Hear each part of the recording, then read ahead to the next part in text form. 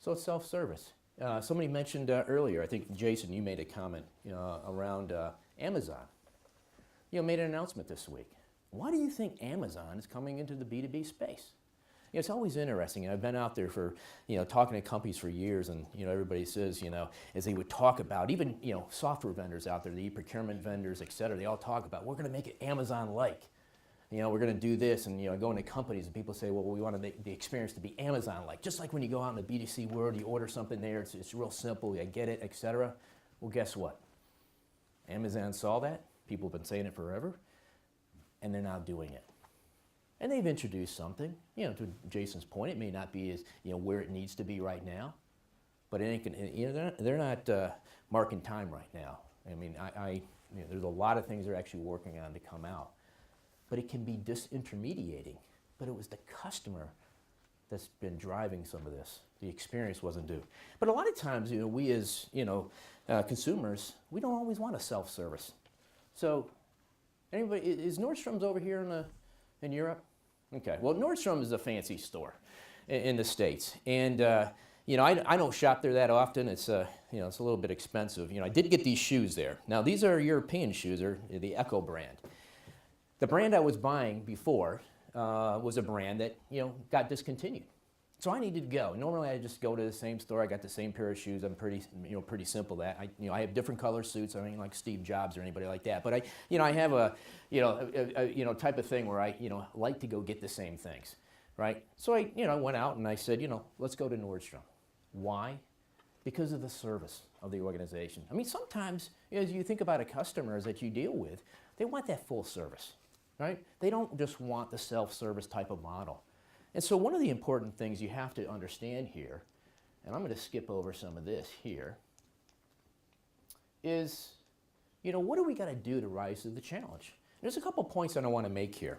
One is this idea of your customers. We spend a lot of time understanding our suppliers. We do segmentation of our supply base. Right? And most of us don't do it to the level that we need to do it. We sort of have our 2x2 model and, strategic in the upper right-hand quadrant. And we got our leverage suppliers and our bottleneck and our tactical suppliers. And we have that traditional, 2x2 model, right? That's been used for many, many, many years. We're now looking at more sophisticated ways to actually look at that and understand there's not just one way we can slice and dice up our supply base. At the same time, we're not necessarily applying these same kind of techniques and thinking to our customer base. Who is our customer? And do we treat all customers the same? And how do we enable them? Here's a simple model. You can use different models, but the idea is start thinking about the segmentation and how we will relate to different customers.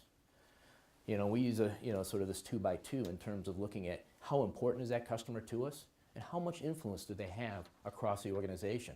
And where both of those are high, those are some key stakeholders and, wrong term, key customers that we want to go focus on.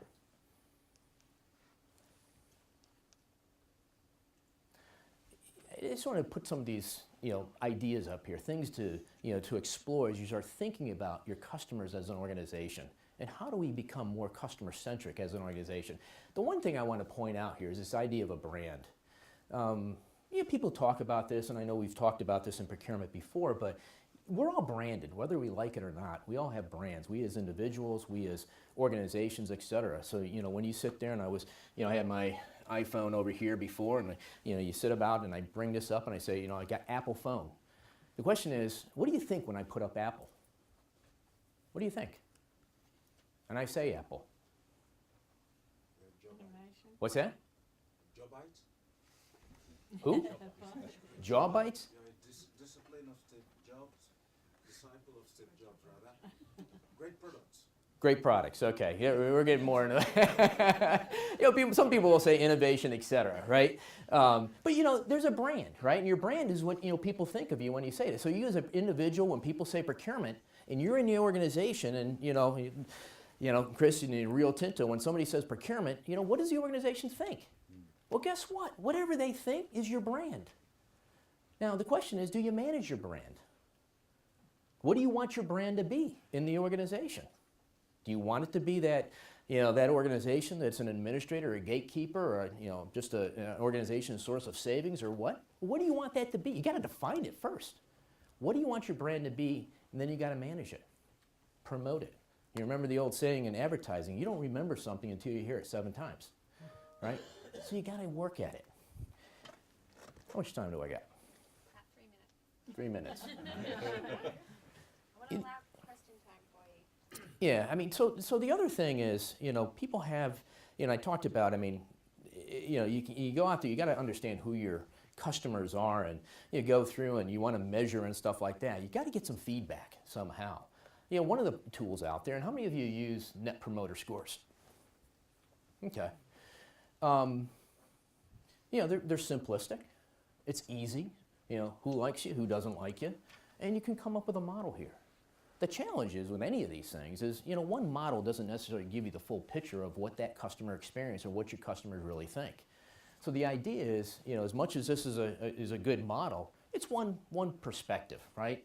So you want to start looking at a more multidimensional way in terms of getting that understanding of your customers, from an overall perspective, listening, engaging, sharing the results.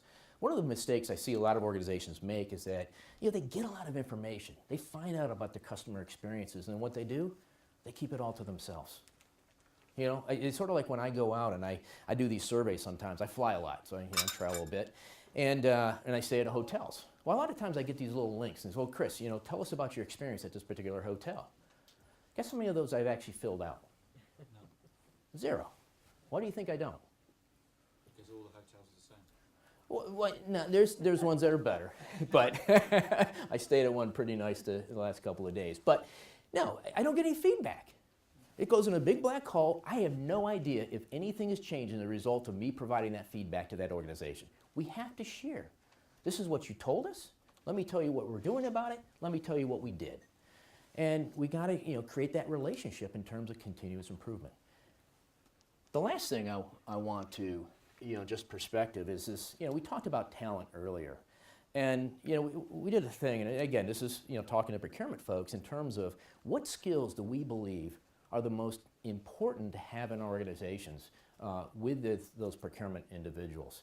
And not surprisingly, it's not the sourcing skills and things like that. Interpersonal skills, relationship management types of skills. Guess what? Those are the skills as you engage with your customers that we need to have to be more effective in doing that.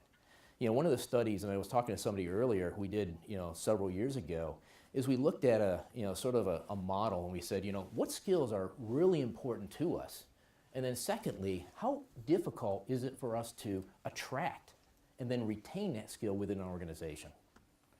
Now, the thing is, as you look at that, the red area, where we really need to focus, these are the things that are really important. At the same time, these are the ones that are difficult to attract and retain.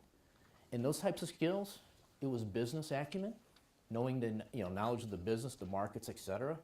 It was the interpersonal, et cetera. It had nothing to do with any of the sourcing, procurement, methodologies, anything like that. And the problem is that we weren't paying enough for it at some point. We do pay enough now. The challenge is we bring them in, and we only can keep them for a year or so because we haven't changed the environment to take advantage of these strategic thinkers that we want to bring into our organization. We have to change the environment as well.